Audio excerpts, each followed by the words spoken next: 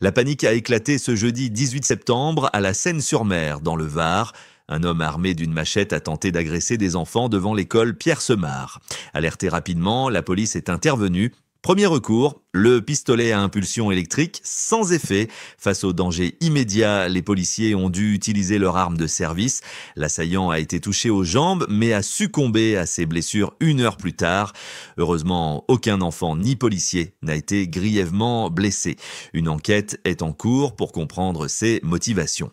Alors que la Seine-sur-Mer a connu la peur devant une école, à Arles, c'est en plein centre-ville qu'un autre drame s'est joué. Le même jour, jeudi 18 septembre, une fusillade a éclaté en plein cœur d'Arles.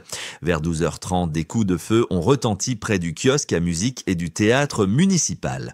3 personnes ont été blessées par balle. 2 d'entre elles ont été déposées ensanglantées par une Peugeot 206 bleue, tandis qu'un 3e blessé a été retrouvé quelques centaines de mètres plus loin.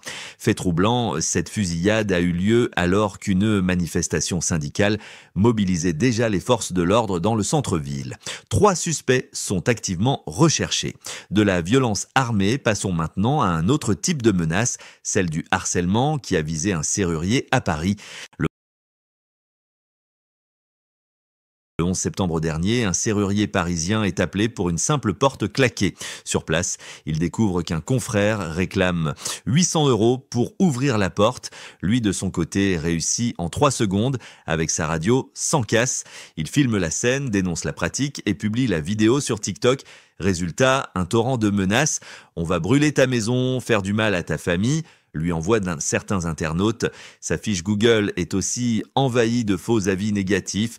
Le serrurier a porté plainte, dénonçant au passage certaines plateformes qui attirent les clients avec de faux prix avant de gonfler les factures. Et pendant que des artisans honnêtes se battent pour leur réputation, dans le Nord, ce sont des lieux de culte qui sont aujourd'hui pris pour cible. En seulement 4 jours, 6 églises du nord de la France ont été cambriolées ou profanées. À Asnon, des calices et ciboires ont disparu. La porte de la sacristie a été forcée et les tabernacles ouverts. Quelques jours plus tôt, une statue de la Vierge avait été volée à Saint-Amand-les-Eaux avant d'être retrouvée.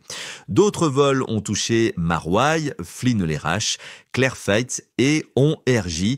L'archevêque de Cambrai a exprimé son soutien aux paroisses et appelé à renforcer la sécurité de ces lieux qui doivent rester ouverts au public.